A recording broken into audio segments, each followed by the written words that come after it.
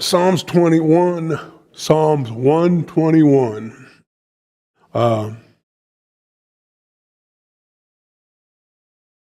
So captivity, the Hebrews were taken into captivity. And you can actually go back to 2 Chronicles, 2 Kings, talk about them being taken into captivity. Jeremiah prophesied that was going to happen. And it did happen. They were going to be in captivity for 70 years.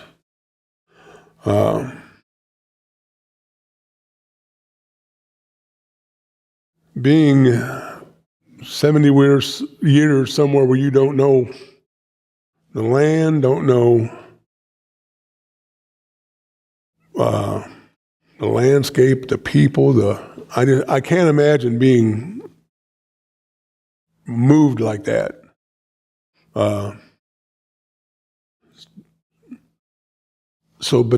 Here's the thing: why were they taken into captivity? What's one thing they didn't do? They weren't worshiping God. And this has been a pattern. We follow the Bible. This is a pattern. They're in captivity. They're out of captivity. They're in captivity. They're out of captivity. Just on and on, because they're not worshiping God. So, let me see here. Nebuchadnezzar, the second Nebuchadnezzar, had taken them into captivity. And then when Cyrus became king, which it was also prophesied he would become king. When that happened, in about 537, 539, something like that, they were freed to go back to Jerusalem. Psalms 121 talks about that journey. It says here it's called the Traveler's Prayer.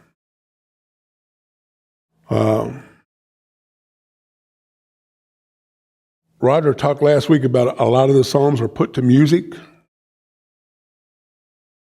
This was a song.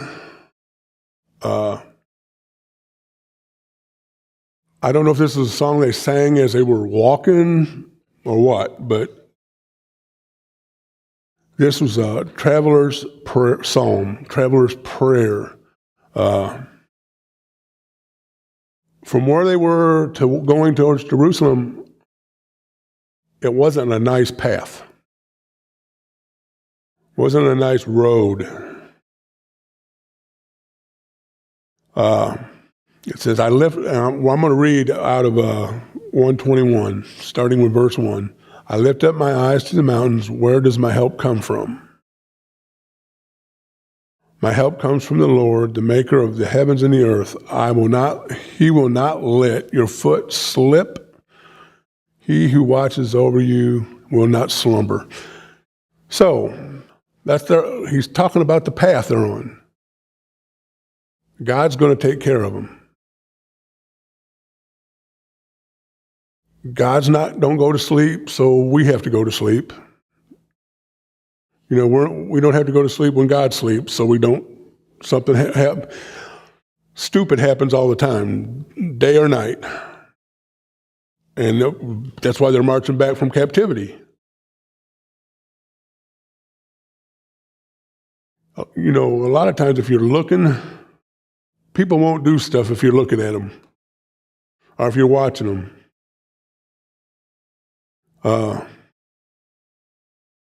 So as they're in captivity, they're marching back towards Jerusalem. And it talks about, let me see here, I'm going to read verse 4. Indeed, he watches over Israel, will neither slumber nor sleep. The Lord watches over you. The Lord is in your shade at your right hand. The sun will not harm you by day, nor the moon by night. The Lord will keep you from harm. He watch over you all your life. The Lord will watch over you, your coming and going, both now and forever.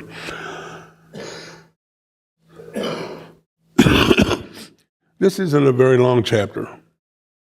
And neither is any of the ones that I'm talking about, because you're only talking maybe 30 verses altogether over the four chapters that these lessons come from.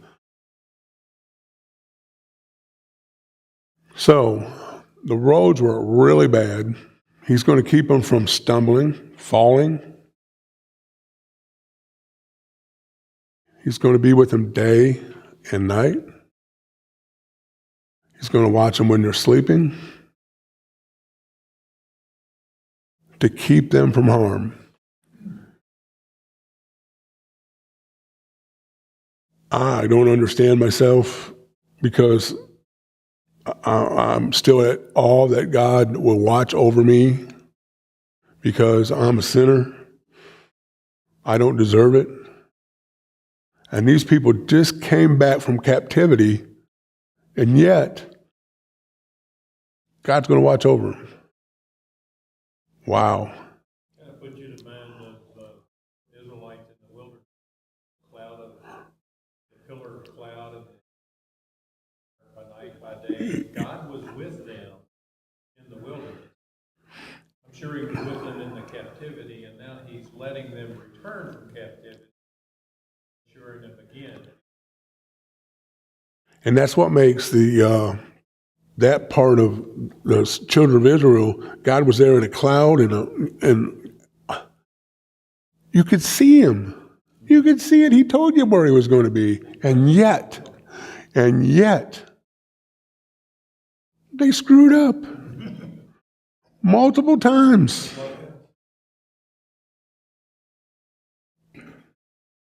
It's like a little kid. If you tell a little kid, don't touch those M&Ms in that bowl.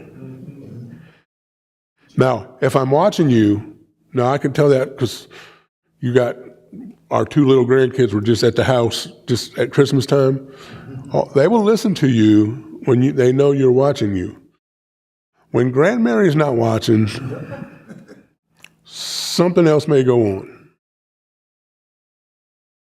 God watches you day, night. And you know what? I think even if we see him watching us, I think we're still going to mess up. Well, he tells us he's going to watch us. This is as much for us today as it is for them. Our travels are not easy.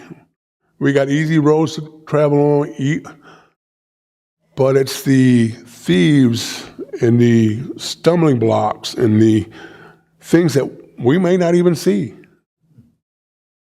A guy that I work with, he got to work yesterday and said, man, right behind me there was this awful accident. I watched it in my rearview mirror.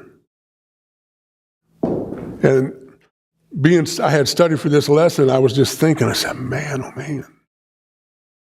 He was 10 seconds away from being in a wreck. Because God watches over him. And God watches over us. And sometimes, see, those kind of things we just shrug off as happenstance. You know, I'm lucky. Just got lucky.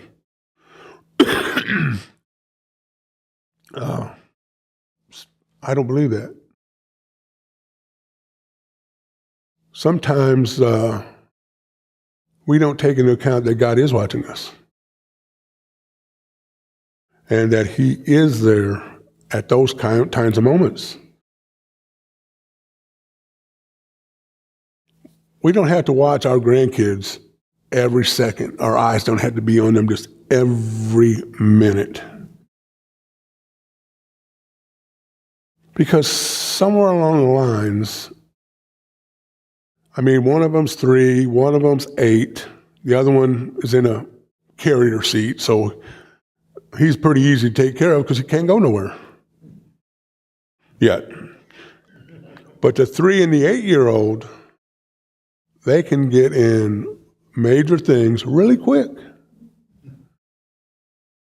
They don't understand the dangers. They don't understand about touching a hot stove or doing things like that. Sometimes I think we don't understand about touching the hot stove. It's God that's there in those moments. God is with them on this journey. They're headed back towards Jerusalem. When you see it said that your eyes look up, Jerusalem was about 2,000 feet above sea level on a plateau. So when you go to Jerusalem, you're looking up at Jerusalem.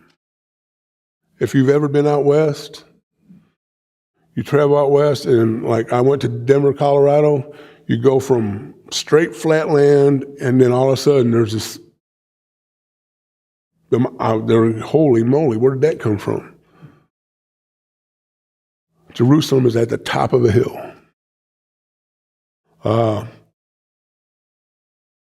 This section of the Psalms are the Psalms of ascent. When you ascend, you go up. Now, there could be a lot of things associated with that. Going to heaven, God went to heaven, Jesus ascended into heaven. So there's a lot of different things that can make that really. Sorry. I have it on silent, but it's still going to do what it wants to do.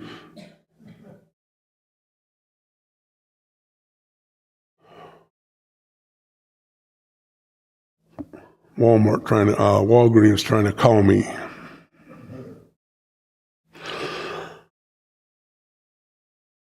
The ascent up.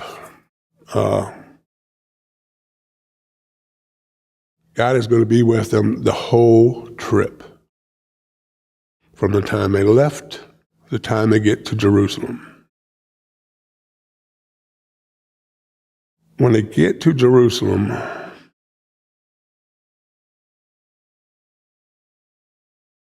my phone's going to do that to me again.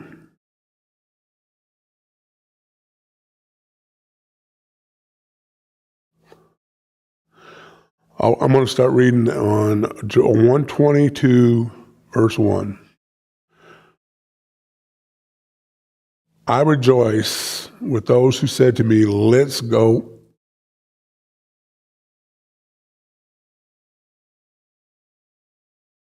Oh, really? Now, see, my thing will talk give you voice over on the read the scriptures for me, but I didn't hit that button, but it was going to do it anyway. Our feet are standing in the gates.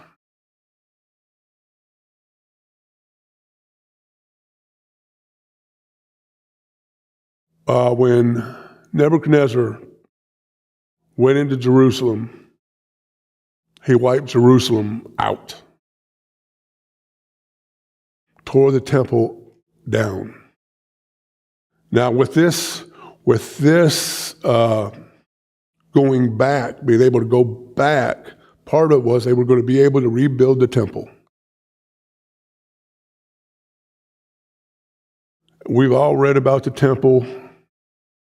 I wish I could see it in its glory, because it had to be a beautiful place. But this beautiful place is tore down and it's gone.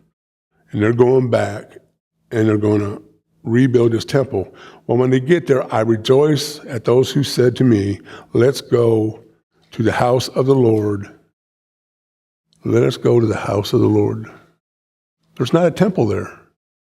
I got a reference for Zechariah chapter 8, 21 says, and the inhabitants of one city shall go to another, saying, let us go speedily and pray before the Lord.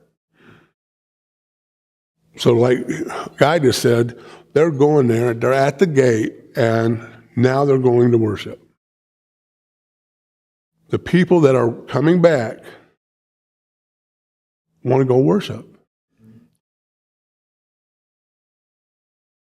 I think we're kind of the same way. When COVID happened,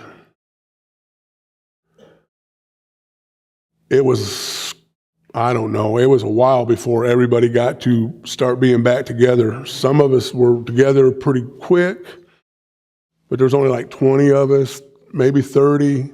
Then now we're back to pretty much everybody. We've still got a few that aren't coming yet, but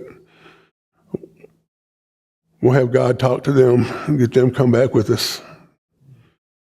But the people who came back all said the same thing. Man, I missed you all. I missed being with the congregation. I missed being at the house of the Lord. These people were in captivity. They weren't where they can go to the temple. Now, I'm sure they prayed and all that. I'm sure all that took place. But when you're not having a service in your temple or at the place your temple was, it's not the same. If we travel and we go to church somewhere else, it's not the same. And I've been to some beautiful places and had some beautiful lessons with people, with Christian people, new brothers and sisters that I met along the way, but it's not the same. Home is home. These people were wanting to go home. After 70 years, I think I'd want to go home too. So now they get to Jerusalem. So Jerusalem is a city that's built close together. We see pictures of it today. It's really a more expanded city. The city within the gates of Jerusalem, the walls of Jerusalem, is quite small. So these people were getting back together in a place where they were close together. That is why I miss being with you all during COVID. I miss being here. The closeness. And we're a pretty close congregation. We're pretty tight-knit, and that's a great thing. And when you don't get to come sometimes, it's kind of, your week's kind of shot. When I have to work on a Sunday morning, I hate it. I don't mind going to work, but on a Sunday morning, I don't like to have to work. Not because I don't want to work, but because I miss coming here to this congregation. I need my Sunday, I need my Wednesday, because it's what God wants me to do, and what I want to do. I think that's a distinction we sometimes throw off to the side. What I want to do, and that's what gets us in trouble. What I want to do is, there's people, what I want to do is go do something else. And I'm not going to get on sports with kids today, because when my kids first started, they never had a game on Sundays. Never. When I played, never a game on Sundays. But now, Sundays, Wednesday nights. It used to be that churches, the kids went to church. The kids that went to church, when you told your coach, I got to go to church, okay. But now it's like, no, you got to be here. You got to be here. No, I don't have to be anywhere I don't want to be. But kids want to play. And it's sad that they're put in that situation. Jerusalem here, they're close together. Now they have,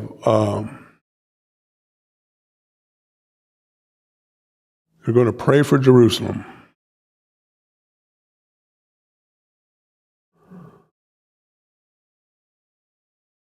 It says, may peace be within your walls and security within your cathedrals.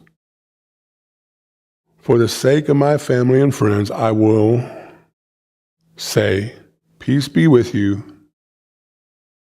For the sake of the house of the Lord your God, I seek prosperity. The prayer here is peace. That's what I wish for y'all all week long. Peace be with y'all all week long. They're praying for the house of the Lord.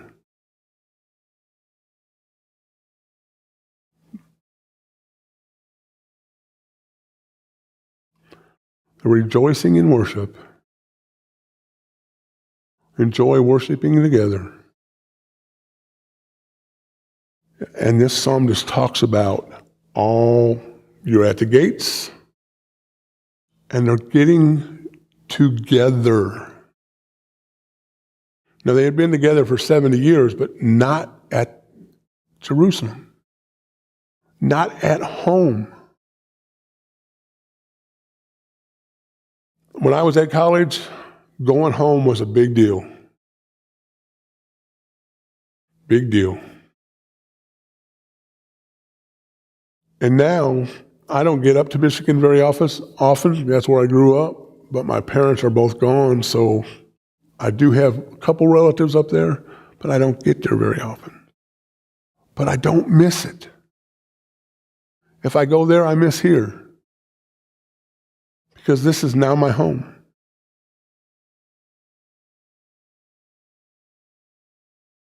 So they have returned from captivity.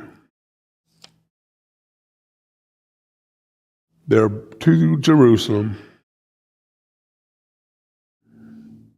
and they're celebrating the event of returning from captivity.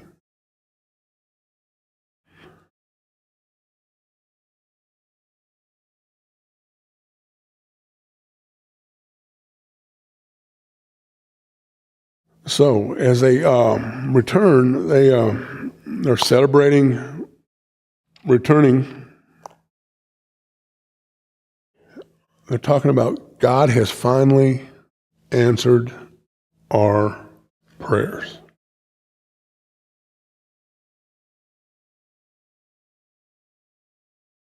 Sometimes, you watch the news and I just feel so bad for the people who lost their homes and stuff in these floods and the fires and all that. But there's something about when you see them at where their home was.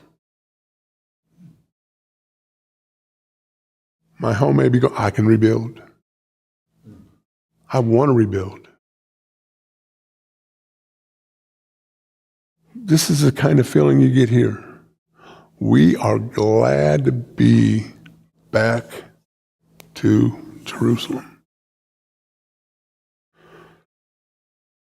Now, just remember, Jerusalem was flattened, so they're going back to something that, just like I was talking about the people with the tornadoes and stuff, they went back to Jerusalem, and that's what it looked like. City wiped out. And as we talked about Jerusalem before, the walls of Jerusalem, they were no little thing. They were pretty good size. Roger, am I right when I say they were like 30 foot tall? The walls of Jerusalem? People could walk on the top of the wall. So if you're talking 8 foot wide maybe on the top and 30 foot tall, that's a wall. So they're back there and all that is gone. Yet,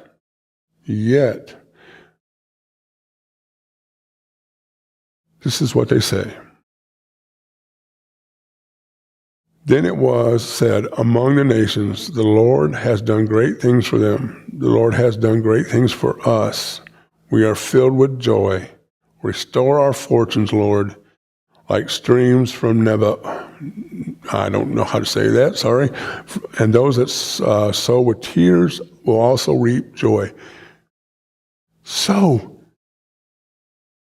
again, back to the footage of people out in North Carolina lost their homes in floods.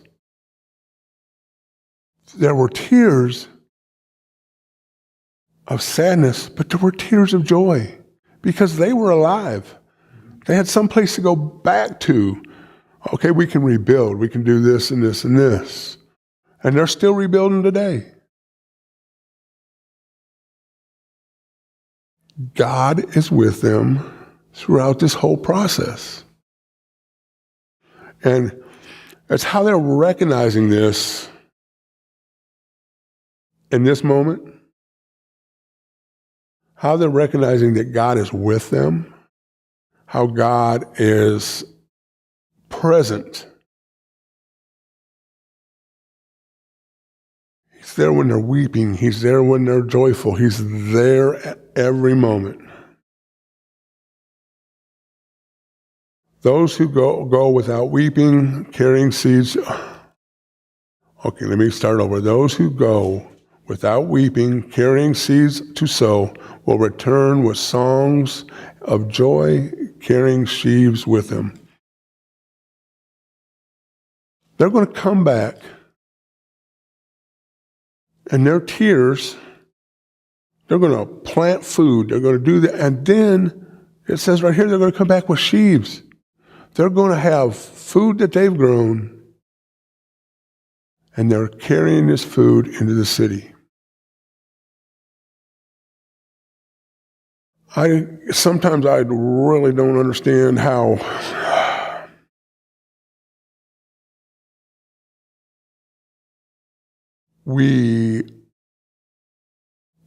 God's grace is with us. Let's just say that. I don't understand that.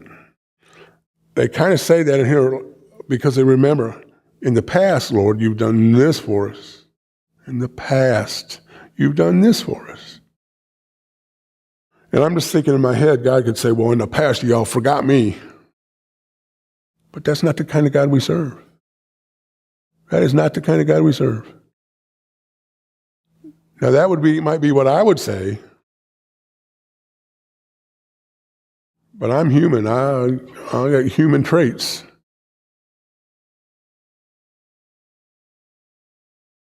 God's greatness is celebrated. Their prayers for restoration of the temple, the prayers of restoration of Jerusalem, their prayers of joy. Again, joy. They're joyful to be home. Joyful to be where they can worship together and be together.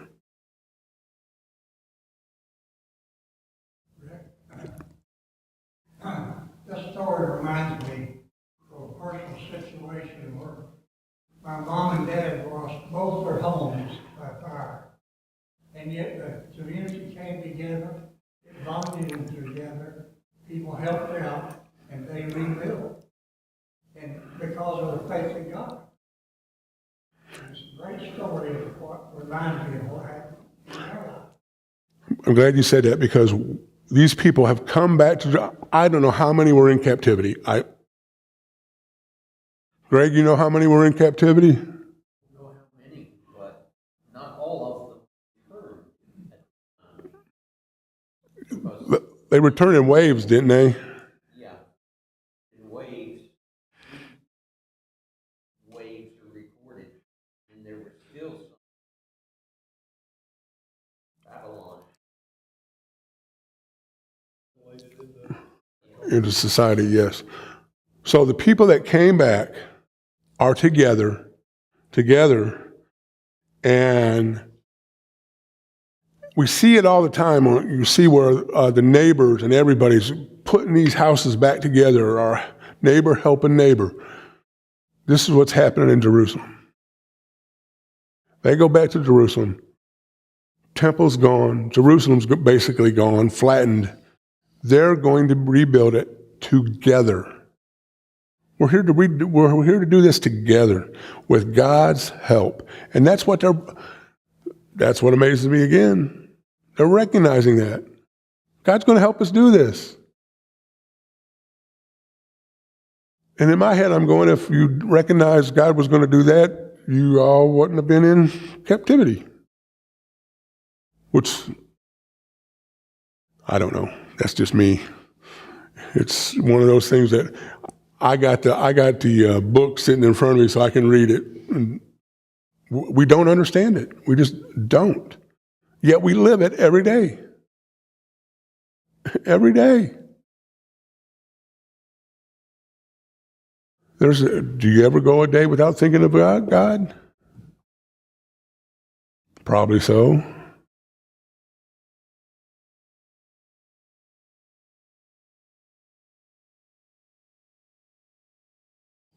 We go to Psalms 31, 33, and this one here is one I really didn't understand a whole lot about.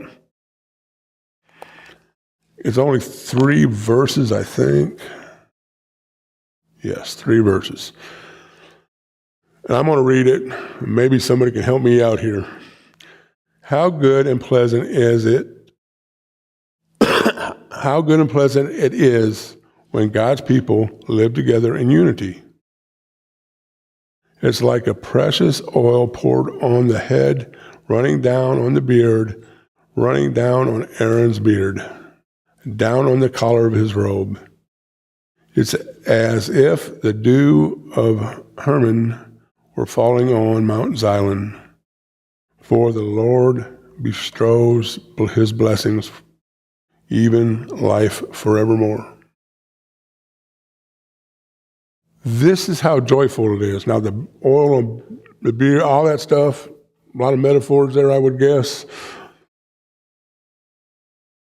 But they're saying, God is with us again. God is helping us restore this, and this is what it feels like.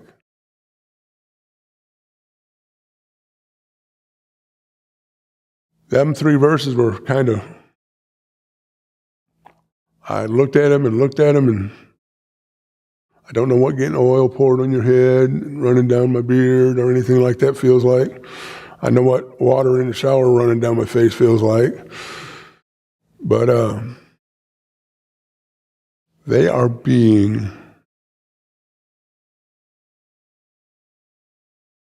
celebrating. They're celebrating that they're back together. And if the past says anything, that celebration is probably going to be short-lived. Because, why? We're human. Because we sin. And that's the thing about a wonderful God. He's always there. He's always watching, day, night, anytime we have trouble.